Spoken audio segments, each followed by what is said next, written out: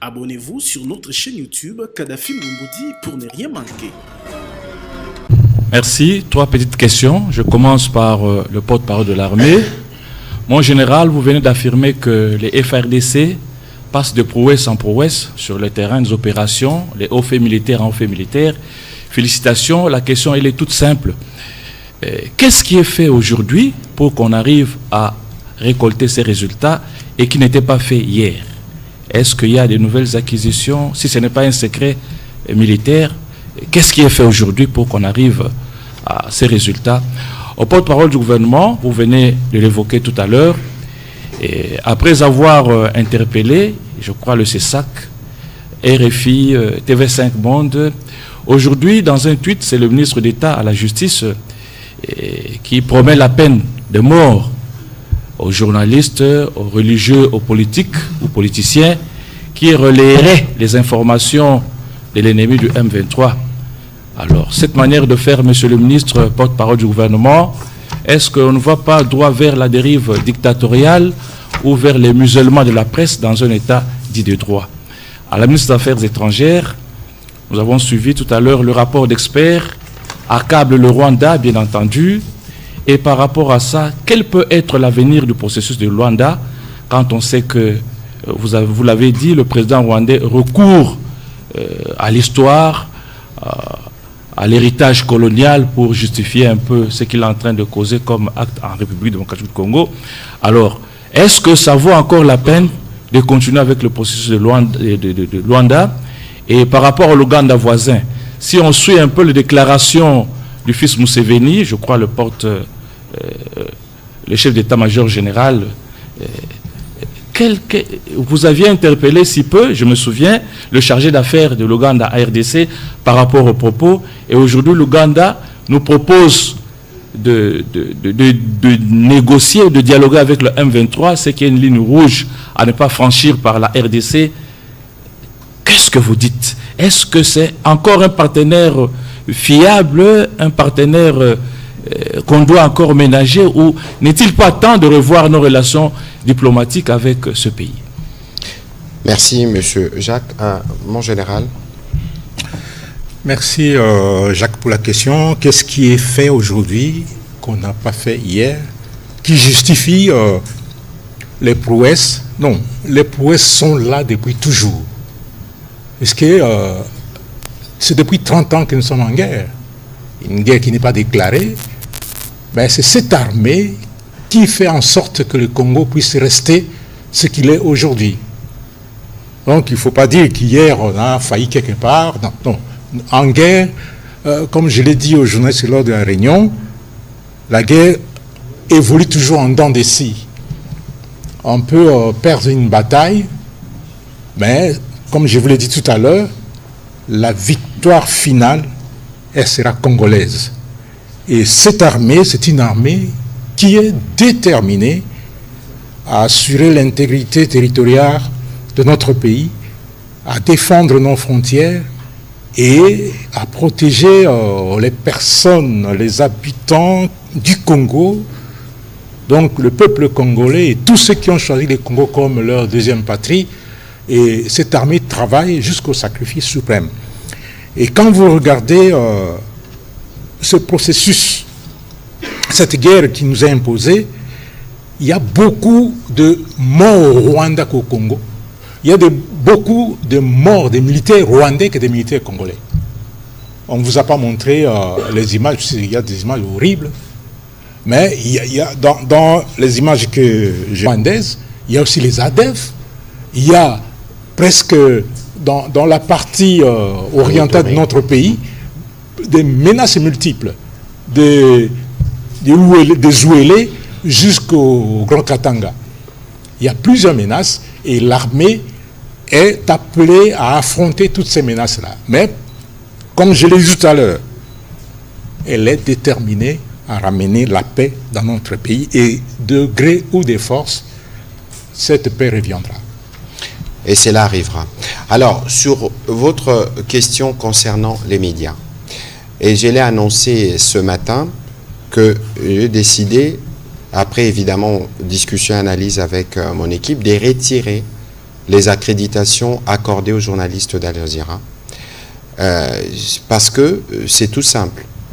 Comment voulez-vous comprendre qu'un média comme celui-là, qui a des journalistes régulièrement accrédités en République démocratique du Congo, puisse utiliser une chercheuse, une militante notoirement connue comme pro-rwandaise, qui n'est pas dans la liste de journalistes accrédités, qui va interroger le chef d'un mouvement terroriste sans avoir ni accréditation ni visa.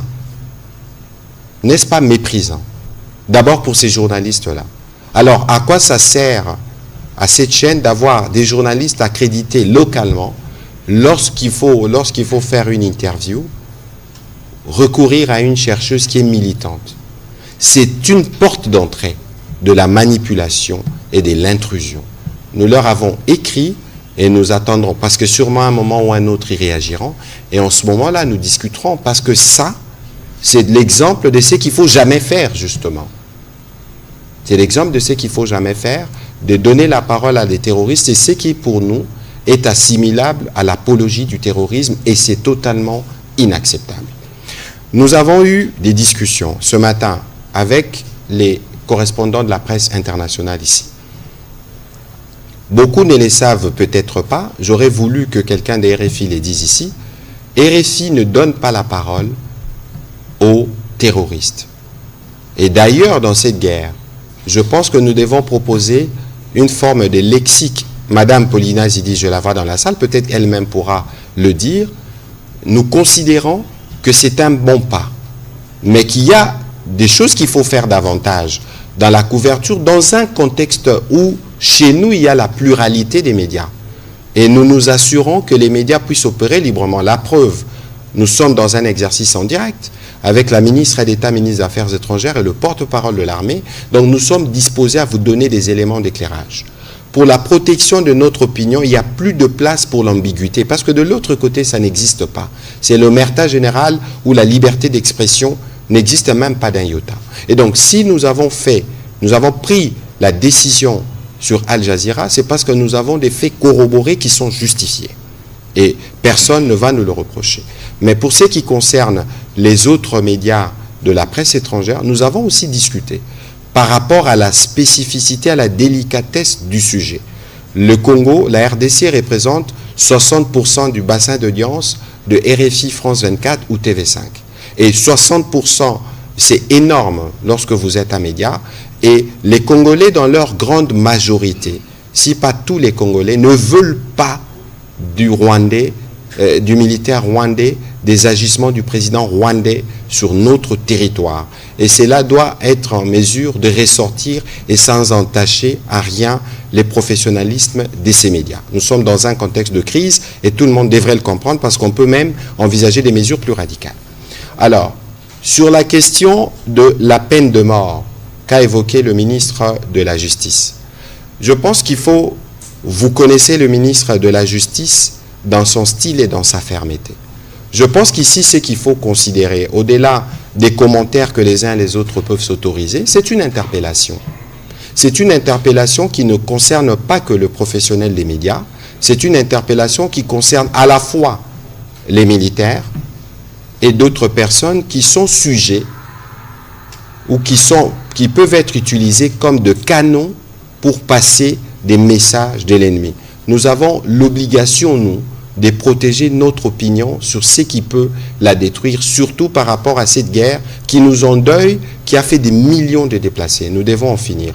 Et donc, considérez que vous êtes plutôt interpellé dans le cadre de l'exercice de vos fonctions, et ce n'est que de cette manière que nous allons nous assurer que nous, comme Front médiatique, nous apportons notre contribution aux efforts diplomatiques qui sont faits et aux efforts militaires qui sont faits pour régler le problème de la sécurité dans l'Est.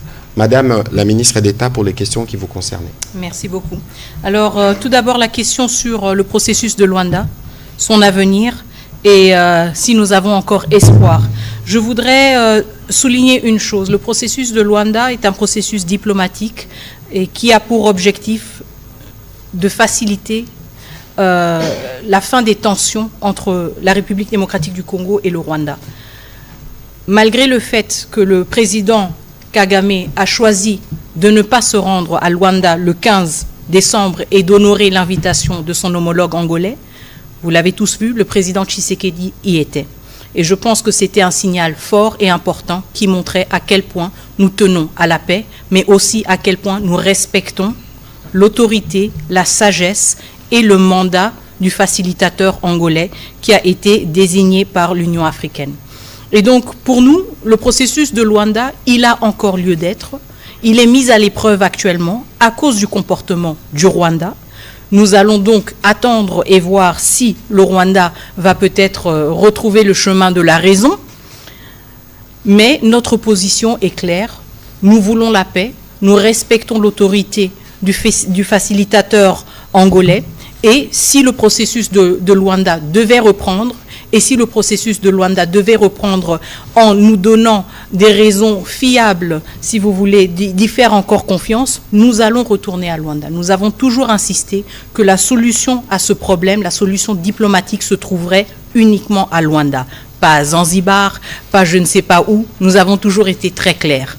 Le problème, c'est qu'apparemment, Kigali a peur de Luanda. Mais ça les concerne eux, pas nous. La deuxième question par rapport au général Muhoozi est nécessaire. Il n'est pas suffisant de dire que le gouvernement ougandais communique uniquement à travers son ministère des Affaires étrangères et sa présidence. La réalité, comme vous l'avez dit, est justement qu'il y a des individus qui se permettent de faire des commentaires et de faire des déclarations qui sont complètement décontextualisées, qui portent préjudice aux efforts et à la stabilité sensible de la région. Et nous ne pouvons pas accepter des réponses bureaucratiques de nos partenaires ougandais qui nous disent que cette personne n'engage personne d'autre à part lui-même. Et donc, nos partenaires ougandais sont très informés sur le fait que nous attendons des clarifications et que ce soit des clarifications aussi publiques. Et je voudrais aussi souligner le fait que nous ne sommes pas seuls, si vous voulez, en tant que pays qui font face justement à cette logorée de déclarations assez erratiques et inconsidérées. Il y en a eu plusieurs à l'égard du Soudan, du Sud-Soudan et d'autres pays de la sous-région. Je pense que nos amis ougandais ont suffisamment de matière pour se pencher sur cette question et pour trouver une solution et la communiquer de manière crédible envers tous les partenaires qui ont raison d'être préoccupés par cette forme assez particulière de communication. Voilà, merci. On va prendre... Abonnez-vous sur notre chaîne YouTube Kadhafi Moumoudi pour ne rien manquer.